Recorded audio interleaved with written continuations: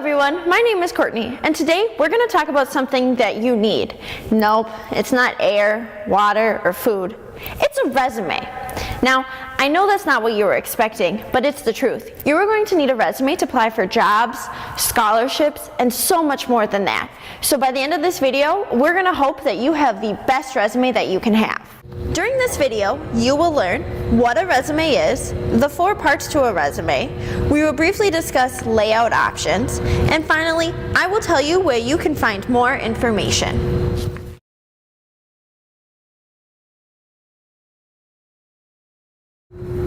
We are joined now with May. May, can you tell us what a resume is? Yeah, Courtney, a resume is an advertisement of your qualifications and accomplishments. It's not a complete history of everything you've done, rather it's a select overview of your previous jobs and accomplishments. If a resume is only a select overview, why would I not want to put everything on there? Yeah, well, the goal of your resume is just to get the interview. It's not just to get the job. It's really to serve as a conversation starter for you during your interview process. So you're telling me that having a good resume will make an interview that much easier. So if I flush out my entire resume now, I'll have that much more to talk about? Yeah, it's really going to be a solid advertisement for you, and so you'll kind of have a roadmap, and your resume will serve as that, and then you can just explain and expand on that during your interview. Great, thank you, May. Now that we know what a resume is, we're going to talk about the 4 different parts to a resume.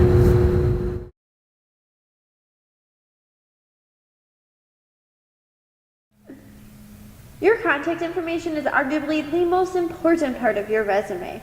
If a future employer cannot find how they should contact you, will they keep looking? The answer is no. To tell us more about contact information, we are joined now with Sammy. Hello, Courtney. Here's what I found. Your contact information should always be located at the top of the page. Your name should be larger and the first thing so it stands out. In this section, make sure you include a permanent address, professional email, and phone number. This is an area where you could include your LinkedIn information and online portfolio, but these are both optional. The most important part is to make sure that your contact information is cleanly laid out, clear and accurate. If you put the wrong phone number down and they try to call you, that's it, you missed out. Make sure that your contact information is always correct. Thank you, Sammy, for that insight.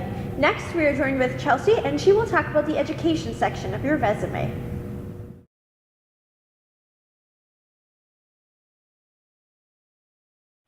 At this point, your education should be at the top of your resume because it is going to be your largest qualification for a job. Until you get about 5 years of work experience, it should stay at top, and after that point, you can move it down to underneath your job experience. To tell us more, we're now joined with Chelsea. Yes, Courtney, you are correct. The education is the only experience that some students have, and it should be placed at the top of the section. And you should show it off. That is your education. After you get more experience in your particular field, then the education can be moved down on the resume. Okay. When placing your education, start with the most current on top. Include the institution's full name, no abbreviations, and city and state it is located in. Also include the degree you received, your major and minor, and your GPA, only if it's above a 3.0. In this section, you can include relevant coursework, clubs, and organizations, but that is optional in this section.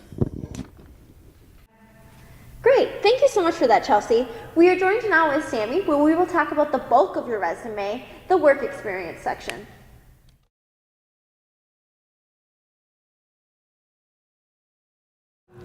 In the work experience section, tell them why you are qualified for the job by showing them what you have done in the past or are currently doing. Start with the most current or relevant and proceed in reverse chronological order.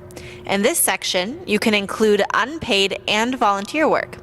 When writing this section, focus on your accomplishments, also known as one-liners. Make sure that you are always quantifying your accomplishments. For example, managed 50 kitchen employees to ensure proper care and maintenance was taken when preparing and serving meals. While working on this section, you have to tailor it to the job you are applying for by including keywords from the job description. Keywords are going to be those words that are said multiple times in the job description. Make sure those words are on your resume multiple times. This means you are going to have to tailor your resume for every job you are applying for. Courtney will talk more about this later. Another important part of the work experience section is including action verbs. Action verbs are how you express your skills, assets, experiences, and accomplishments in an active voice. They are easy and straightforward. When creating your one-liners, start every one with an action verb and use bulleted action statements. Using action verbs makes your resume scannable and easy to read. Remember, when you are creating your work experience section, tailor your experience to the job you are seeking, use action verbs, quantify your experience, be specific, and include the results of your actions.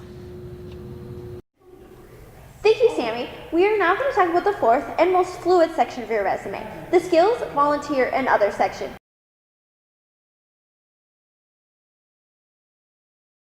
The skills, volunteer, and other section of your resume is the most flexible. Here you are going to list anything else that is relevant that you would like the employer to know. This can be skills, areas of expertise, software that you have used, classes that you have taken, certificates, volunteering that you have done, memberships, and anything else that is relevant for the job you are applying for. This section can be bulleted statements or words. Also use a time frame if it is relevant, such as for memberships or volunteering. The skills, volunteer, and other section is optional on a resume. Not everyone is going to have this section, but it is a really useful place to share any experience or knowledge you have that may not fit into the work experience section. It is also a really good section to add keywords from the job description. Remember, this final section is going to be different for everyone. There is no right or wrong way to do it. Thank you, May. To summarize what we have learned today, a strong resume gives specifics, highlights accomplishments, uses action verbs, and is grammatically perfect. That sounds easy enough, right? Wrong. Read your resume, reread it out loud, and then give it to 2 other people to read. No resume is complete unless at least 2 other people besides yourself has viewed it. A bad resume will never get you a job, but a good resume will get you an interview. Next, we're going to talk about the different layout options that you have available when you are making your resume. To start out, you should use parallel format.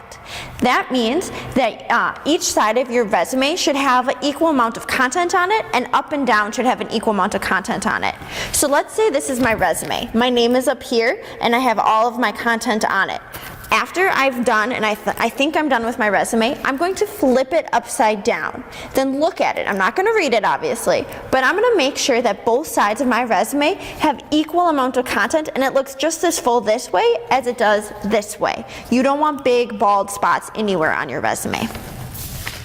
When you are writing your resume, you're going to want to make sure that you use a clean font. So this is going to be something that is easy to read, like a serif or sans serif font. These are things that are nice and smooth. You don't want them to have to guess when they're trying to figure out what you said. The most important part of a resume is that you never lie.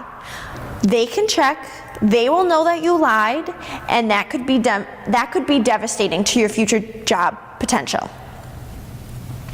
As it was mentioned earlier, make sure that you tailor your resume for every job that you are applying for.